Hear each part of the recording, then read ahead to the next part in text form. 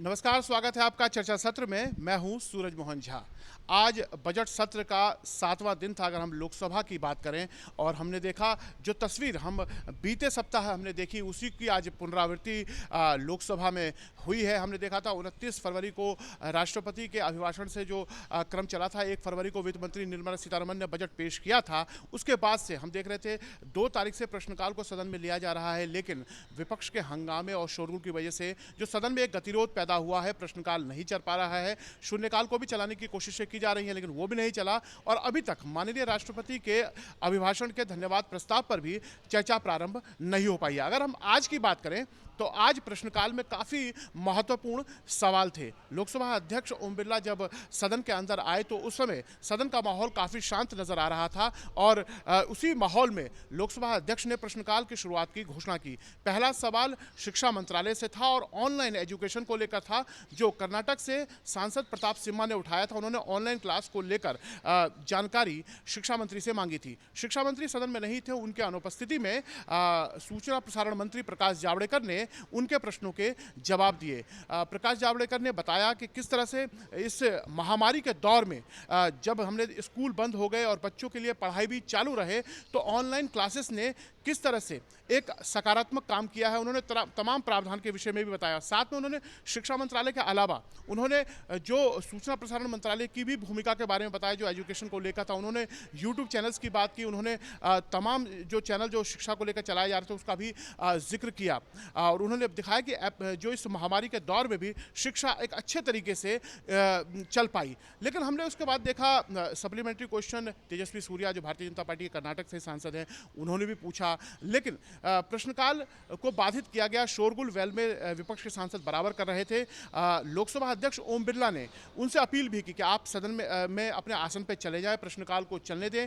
प्रश्नकाल के माध्यम से आप सवाल पूछ सकते हैं, सरकार की जवाबदेही को आप तय कर सकते हैं यहाँ सवाल पूछकर। वो तब होगा जब सदन चलेगा, लेकिन उसके बावजूद उनके असर जो है वो उसका कोई काम नहीं कर पाया। उन्होंने यहाँ तक कहा कि तख्तियाँ और नारेबाजी करने के लिए जनता ने आपको सदन में नहीं भेजा है, सदन में चर्चा के लिए भेजा जाता है और आपकी जनता के प्रति जवाबदेही है। लेकिन उसके बावजूद हमने देखा गतिरोध बना रहा और सदन की कार्रवाई को 5 बजे तक के लिए स्थगित कर दिया गया। अब चर्चा सत्र में हमारे साथ बातचीत करने के लिए उत्तर प्रदेश के कानपुर से सांसद सत्यदेव पचौरी जी हमारे साथ मौजूद हैं। सर, जिस तरह से हमने आज बजट सत्र के 7वें दिन भी ये गतिरोध जो बरकरार है लोकसभा में, उसको क्या कहेंगे आप?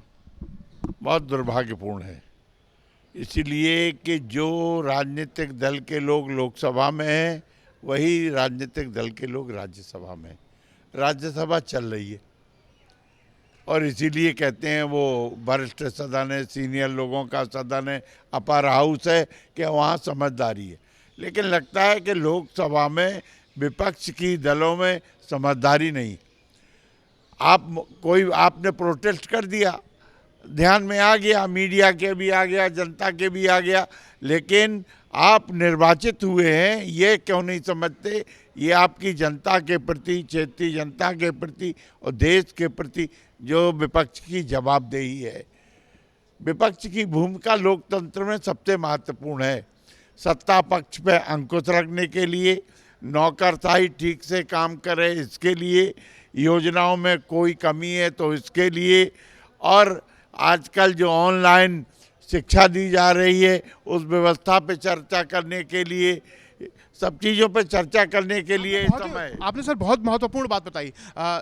सत्यदेव पचौरी जी सत्तारूढ़ दल के सांसद हैं, लेकिन उसके बावजूद इन्होंने एक बहुत ही अहम बात बताया कि विपक्षी दल के सांसद जो हैं वो सदन में चर्चा या प्रश्नकाल में भागीदारी करके ही सरकार पे भी जवाबदेही तय कर सकते हैं, और कहीं ना कहीं जो उनके जनता के प्रति जो जवाबदेही होती है, नौकरशाही के प्रति एक जवाब को अंकुश लगाने की बात वो भी वो कर सकते हैं। सर, आपने ऑनलाइन क्लासेस की बात की, हमने देखा प्रश्नकाल में बहुत ही महत्वपूर्ण सवाल था। इस पूरे महामारी के दौर में हमने देखा जो स्कूल बंद थे, ऐसे में बच्चों को शिक्षा देने का एकमात्र माध्यम ऑनलाइन क्लास बन के रहा। पहले हम तकनीक के मामले में प्रधानमंत्री मोदी तो बार बार डिजिटल इंडिया की बात कर रहे थे, लेकिन वास्तविक में उसका असर हमें इस महामारी के दौर में ही देखने को मिला।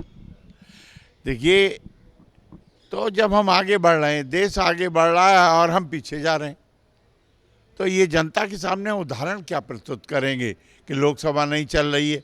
जनता इससे अच्छा नहीं ले रही, अच्छा महसूस नहीं कर रही है। इसलिए बार बार अध्यक्ष जी निवेदन करते हैं, वार्ता भी उनसे कर चुके हैं, वो हाँ भी कह आते हैं, सदन नहीं चलने दे रहे हैं। बहुत बड़ा नुकसान हो रहा है, देश की जनता का नुकसान हो रहा है। सदन का तो पैसा खर्च हो रहा है, जनता का पैसा बर्बाद हो रहा है, लेकिन इसके साथ साथ देश की लोकतंत्र का बहुत बड़ा नुकसान हो रहा है। ये विपक्ष को समझना चाहिए, और नहीं तो सदन कैसे चले इस पे भी मेरा अध्यक्ष महोदय से निवेदन है कि वो विचार करें कि और कोई पद्धति से अध्यक्ष सदन चलाया जाए, ताकि अपने आप विपक्ष शून्य हो जाए। लेकिन सर, जिस तरह से हम देख रहे हैं लोकसभा अध्यक्ष बार बार अपील कर रहे हैं कि सदन चले, उन्होंने प्रश्नकाल को लेकर भी अपील की। आज भी हमने देखा उन्होंने विपक्षी सांसदों से कहा सदन में प्रश्नकाल एक ऐसा माध्यम है जिसमें आप अपनी बातों को रख सकते हैं, कार्यपालिका पर की जवाबदेही तय कर सकते हैं। शून्यकाल भी हमने पिछले सप्ताह देखा था, शून्यकाल भी उन्होंने चलाने की कोशिश की, ताकि सांसदों की, चूंकि दलगत राजनीति से हटकर सांसदों को जनहित के मुद्दे, अपने संसदीय क्षेत्र के मुद्दे उठाने होते हैं, इसलिए शून्यकाल का काफ़ी बेसब्री से इंतजार करते हैं। पिछले सत्र में हमने देखा सांसदों ने शून्यकाल के लिए मध्य रात्रि तक बैठकर सदन को चलाया, तो क्यों इस बार अपील काम नहीं कर रही है?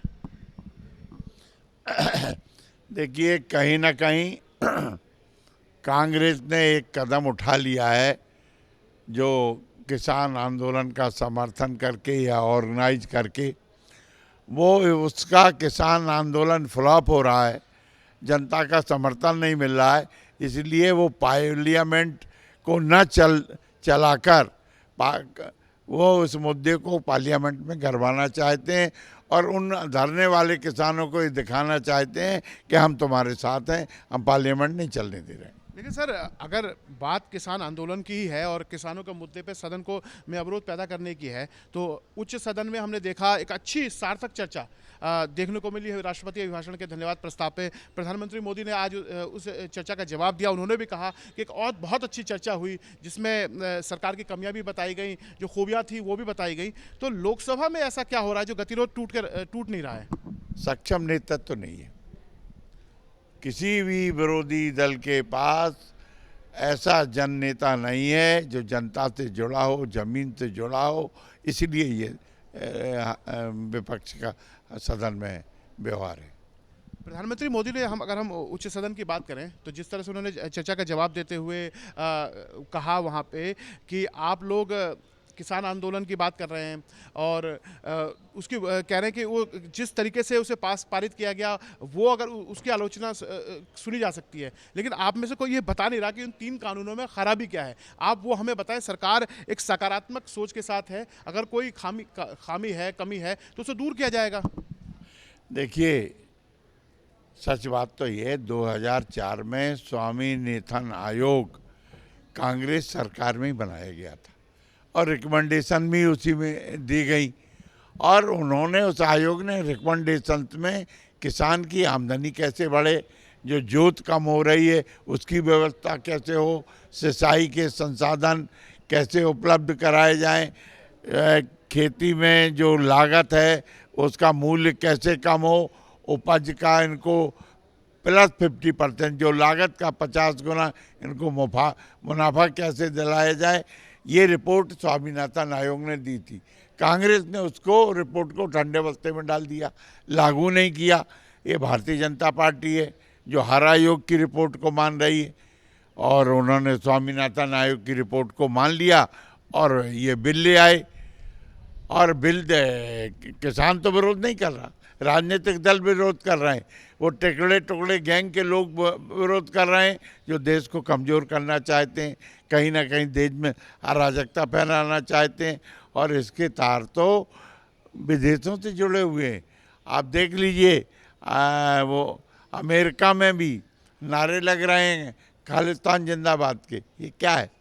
ये किसानों का आंदोलन है? किसानों का आंदोलन नहीं है।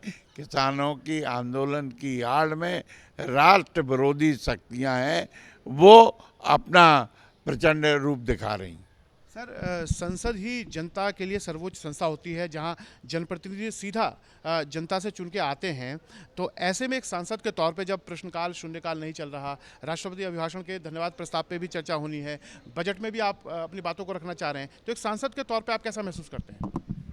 मैं अपने आप को ठगा सा महसूस कर रहा हूँ, कि जनता ने मुझे चुना है, जो जिम्मेदारी सौंपी है, उस जिम्मेदारी को मैं पूर्ण करने में सदन में अपने आप को असमर्थ पा रहा हूँ। यानी हमें जिम्मेदारी है कि आपके मुद्दे उठाएं।